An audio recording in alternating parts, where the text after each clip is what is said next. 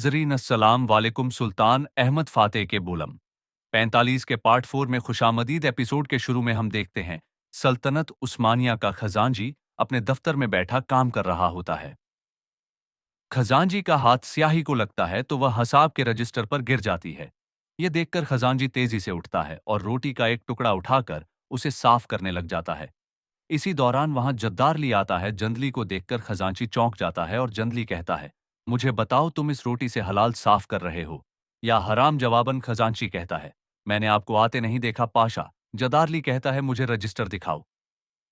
हुक्म मिलने पर खजांजी जंदाली को रजिस्टर दिखाता है तो जंदाली उसे देखते हुए कहता है, स्याही खाली हिस्से पर गिर गई है, फिक्र ना करो, अब बताओ माले गनीमत से कुल कितनी रकम जमा हुई है? खजांजी उसे रजिस्टर दिखाते हुए कहता है, मेरे पाशा यहां लिखा है। फिर जंदाली पूछता है, मुझे बताओ कि हमने अया सोफिया की बहाली पर कितनी रकम खर्च की? जवाबन खजांजी कहता है, अया सोफिया को मस्जिद में तब्दील करने पर 1 लाख सिक्के खर्च हुए।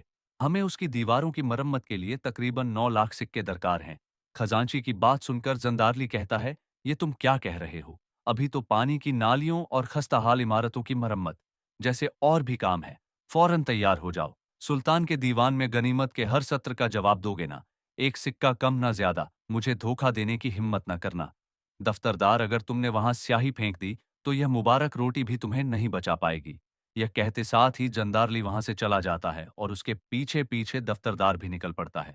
दूसरी तरफ से अगामेनन दिमित्री को लिए हुए आगे बढ़ रहा होता है। दिमित्री पूछता है, हम कब हरकत करेंगे जनाब?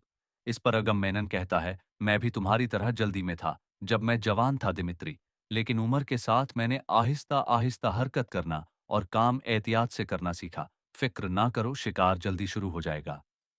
ये कहते साथ ही वह दोनों आगे बढ़ जाते हैं और फातिमा भी तेजी से उनके पीछे आ रही होती है। आगे बढ़ते हुए फातिमा का रुमाल वहीं गिर जाता है। दूसरी तरफ काम वाली जगह पर हरिस तो लस्सी डालने की कोशिश कर रहा होता है। इसी दौरान वहां आने वाला सरोजा उसकी मदद करता है और कहता है, फिक्र ना करो, हम तुम्हारे साथ हैं। मेरा हाथ तुम्हारा हाथ है। हरिस तो अपने दिल में मेरे लिए कोई रंजिश ना रखना। इसी दौरान वहां एक शख्स आता है और कहता है, हरिस तो मुझे खिजरत चुलेबी ने भेजा है। आपका मुआवजा तैयार है।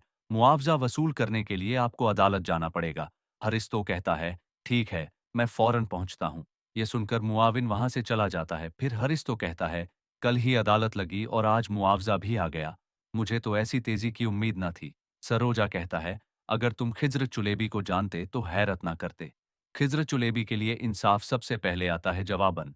हरिस्तो कहता है, यही सवाल मेरे दिल में भी था सरोजा। वह सुल्तान के सामने भी सर बुलंद रखते हैं। आखिर क्या चीज उन्हें इतना मजबूत करती है कि खुद सुल्तान वक्त भी उनके आगे सर झुकाता है? सरोजा कहता है, इस्लाम फरिश्तो, उसकी ताकत इस्लाम है। हम जिंदगी के हर पहलू में इस्लाम के अहकामात को मद्देनजर रखते हैं। हम इसे शरीयत का नाम देते हैं। खिज्र जुलेबी की असल ताकत यही है कि वह शरीयत से 1 इंच भी नहीं हटता। सुल्तान मोहम्मद का उनका एहतराम करना उनकी इस्लाम से वाबस्तगी की वजह से है। फरिश्तों मुसलमानों का अंदाज अपनाते हुए दिल पे हाथ रखता है और कहता है, ए वल्लाह इवल्लाह। यह सुनकर सरोजा बहुत खुश हो जाता है। उधर एगमेनन और दिमत्री आगे बढ़ते हुए घर में पहुंच जाते हैं, जहां नतरस और प्लीतानु पहले से मौजूद होते हैं। फातिमा दूर से उन्हें देखकर कहती है, गद्दार। दिमित्री अंदर दाखिल होते साथ ही दरवाजा बंद कर देता है। दरवाजा बंद होते साथ ही फातिमा तेजी के साथ आगे बढ़ने लग जाती है। खुज्जा भी इंतहाई परेशानी के आलम में मुस्तफा और उसके साथियों के पास पहुंच जाती है। खदीजा को देखकर मुस्तफा पूछता है, क्या हुआ मेरी बहन? इस पर खदीजा पूछती है, सल्तोक कहाँ है? मुझे फातिमा खातून ने भेजा है, उन्हें कोई अहम खबर देनी है। खदीजा की बात सुनकर मुस्तफा इशारा करता है तो सिपाही वहां से चले जाते हैं। उधर फातिमा खातून आगे बढ़ते बढ़ते उस घर के अंदर दाखिल हो जाती हैं जहां एगा मेनन और दमित्री दाखिल हुए थे। फातिमा खातून एहतियात से आगे बढ़ती हैं और दीवार के साथ कान लगाकर उनकी बातें सुनने लग जाती हैं। अंदर वह सब बैठे शराब पी रहे होते हैं। नो तरस अगम मेनन से पूछता है, क्या आपको कुस्तुन तुनिया की याद आती है जनाब? जवाबन अगमन कहता है, हाँ बिल्कुल आती है। मैंने कुस्तुनतुनिया को तुम लोगों के सुपुर्द किया था, लेकिन तुमने इसे इस्लाम बोल बनने दिया। यह सुनकर प्लीतानो कुछ बोलने लगता है तो अगेनन कहता है, खामोश, मेरी बात अब गौर से सुनो। सारी पोशीदा कुतें जाग उठेंगी।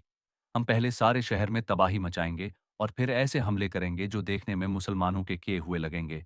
हम आवाम का गुस्सा भड़काएंगे। हम बहुत सोच समझ कर चाले चलेंगे। खिड़की के पास खड़ी फातिमा ये सारी बातें सुन जाती है, मगर उसके वहां से जाने से पहले ही बजंतनी कमांडर सपायों के साथ वहां पहुंच जाता है और कहता है, इस खातून को पकड़ लो।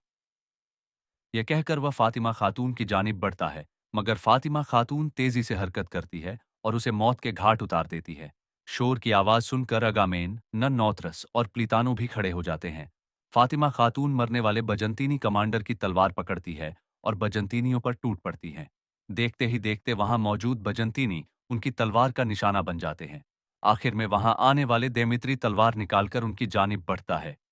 बेमित्री के हमला करते साथ ही फातिमा खातून तेजी से हरकत करती है और उसके हर वार को नाकाम बनाकर उसे जमीन पर पटक देती है। फिर अपनी तलवार फिजा में बुलंद करते हुए कहती हैं, कमीने गद्दार, अब तेरे साथ निमटने का वक्त है। मगर वहां आने वाला एक मेनन उनकी पीठ पर तलवार रखते हुए कहता है, औरत होकर भी तलवार तो बड़ी महारत से चलाती हो। दमित्री खड़ा होता है और फातिमा खातून के हाथ से तलवार लेकर उनके गले पर रख लेता है। फिर अगेन के हुक्म पर उनको वहां से ले जाता है। दूसरी तरफ सल्तूक खदीजा के पास पहुंच जाता है। खदीजा कहती है, मेरी बहन फातिमा ने मुझे भेजा है। सल्तक पूछता है, खैर तो है ना? इस पर खदीजा कहती है, हम बाजार में थे और उन्होंने एक शख्स को देखा। उसे देखते साथ ही फातिमा खातून के चेहरे का रंग बदल गया।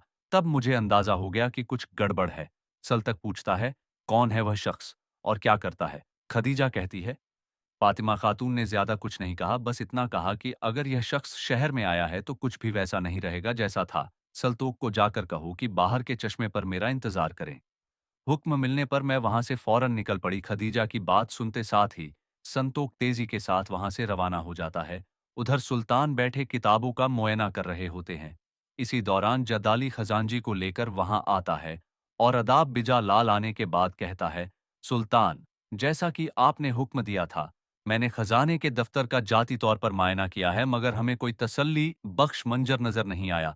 फतह के बाद माले गनीमत से हासिल होने वाली सारी रकम को किताबों में दर्ज करके बैतुल माल में जमा कर दिया गया है।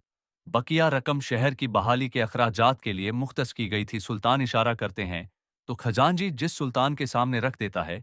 जंदली कहता है, सुल्तान, मुअज्जम कुस्तंतुनिया से जमा होने वाला माले गनीमत तकरीबन 10 संदूकों के बराबर है। हर एक में तकरीबन 1 लाख अकचा हैं। माले गनीमत के 6 संदूकों की रकम अब तक अया सोफिया पर लग चुकी है। जंदारली की बात सुनकर सुल्तान कहते हैं, मतलब के मजीद अखराजात भी आने वाले हैं और क्या बाकी है? जवाबन जंदली कहता है, सुल्तान, मुजम्मोहल्लू में तुर्कमानों के घर पानी के नहरे, मेहमान खाने और खैराती बेवरची खाने के अखराजात भी हैं। तजारती मंडियां भी हैं जो आप तजारत को बहाल करने के लिए बनाना चाहेंगी। यह सब कुछ उस रकम से 5 गुना ज्यादा मांगता है जो अब तक खर्च की गई है। सारी बात सुनने के बाद सुल्तान पूछते हैं, मेरे शाही खजाने में कितनी रकम है खलील पाशा? क्या मेरी जाति जमा पूंजी इस रकम को पूरा करने के लिए काफी है? जंदाली इशारा करता है तो खजांची आगे बढ़कर दूसरा रजिस्टर भी सुल्तान के हवाले कर देता है। सुल्तान रजिस्टर को देखने के बाद खजांची से पूछते हैं, क्या यह इदाद शुमार तुमने पेश किए? जवाबन खजांची कहता है, जी हाँ मेरे सुल्तान। सुल्तान कहते हैं, हमने कहा कि तुम हिसाब के माहिर हो, मगर तुमने तो हमारे सामने एक रंजीदा मंजर रख दिया है। खजांची कहता है, सुल्तान, मुअज्जम, हमारा सबसे बड़ा फर्ज है कि आपके सामने मुकम्मल सच रखा जाए। सुल्तान गुस्से से कहते हैं, बस करो, जाओ। यहां से हुक्म मिलते ही खजांची वहां से चला जाता है। फिर सुल्तान कहते हैं, हालात मेरी सोच से भी ज्यादा बदतर हैं लाला कुस्तुन। दुनिया की तामीर नो इंतहाई अहमियत के हामिल है। हमारी उम्मीदें अगर पूरी ना हुई तो तजारत नहीं फलेगी। मेरा ख्वाब है कि इस शहर को खुशहाल दारुल हुकूमत बनाओ। जारली कहता है, आप जा फरमा रहे हैं मेरे सुल्तान, लेकिन इसमें कुछ वक्त दरकार होगा। सुल्तान कहते हैं, हमारे पास वक्त नहीं है लाला। हम अगर वक्त को फतह ना कर सके तो फतह अधूरी रहेगी। मैं चाहता हूं कि यह शहर रहती दुनिया तक एक नगीना बन जाए। सुल्तान को परेशान देखकर चंदारली पूछता है, क्या आपके जहन में कोई हल है? सुल्तान मुअज्जम, सुल्तान कहते हैं, मैं अपने तमाम माले गनीमत को बैतुल माल में जमा करवाता हूं, मगर मैं चाहता हूं कि बाकी मुजाहिदीन भी अपने माले गनीमत में से कुछ दें। जोर जबरदस्ती से नहीं, बल्कि अपने दिल की रजा से। सुल्तान की बात सुनकर जंदारली कहता है, सुल्तान मुअज्जम, माले गनीमत और गौस का हक है। जहां तक यह बात है कि गाजियों से माले गनीमत का मुतालबा करना दुरुस्त है, मैं नहीं जानता। सुल्तान कहते हैं, बेहतर है कि अहले इल्म से पूछ लिया जाए। मुफ्ती इनाम अफंदी को शाम तक दावत दी जाए। हम उनसे पूछेंगे कि जो हम करना चाहते हैं क्या वह जायज़ है भी या नहीं।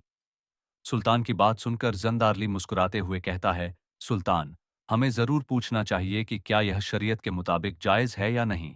हुक्म हमारे अजीमो जलील सुल्तान का है। यह कहते साथ ही जंदारली वहां से चला जाता है। दूसरी तरफ चश्मे के पास मौजूद सल्तुक बेचैनी से इधर उधर टहलते हुए कहता है, मेरी तो अक्ल खो गई है। वह लड़की कहाँ है? सल्तक को परेशान देखकर मुस्तफा कहता है, पुरस्कून हो जाओ भाई, वह आ जाएगी। इस पर सल्तक कहता है, मुस्तफा मुझे मत कहो कि पुरस्कून हो जाओ, तुमने खुद लड़की की बात सुनी है। यह रहा चश्म और फातिमा का कोई नामो निशान नहीं, कैसे सुकून में रहूं? मुस्तफा कहता है, शायद वह अपने बाबा के पास गई हो। मुस्तफा की बात सुनकर सल्तोक कहता है, तुम ठीक कह रहे हो, ऐसा ही होगा, चलो हम भी चलते हैं। यह कहते और सुनते साथ ही वह दोनों वहां से रवाना हो जाते हैं। उधर हिरिस तो खिज्र चुलेबी की अदालत के बाहर पहुंच जाता है और कहता है, मैं खिज्र चुलेबी से मिलना चाहता हूं, क्या मैं मिल सकता हूं? इस पर मुआविन कहता है, काजी खिद चुलेबी एक मुकदमा सुन रहे हैं, जैसे ही फारग होंगे आपको उनके पास ले जाएंगे। हरिस्तो पूछता है, खैर हो, क्या मामला है?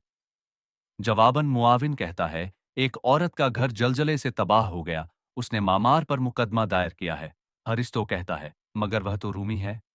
जवाबन मुआविन कहता है, खातून ने दरख्वास्त की है कि उसका मुकदमा इस्लामी कानून के मुताबिक सुना जाए। हरिस्तो पूछता है, क्या मैं मुकदमा सुन सकता हूं? जवाबन मुविन कहता है, इस्लामी अदालतें आवाम के लिए।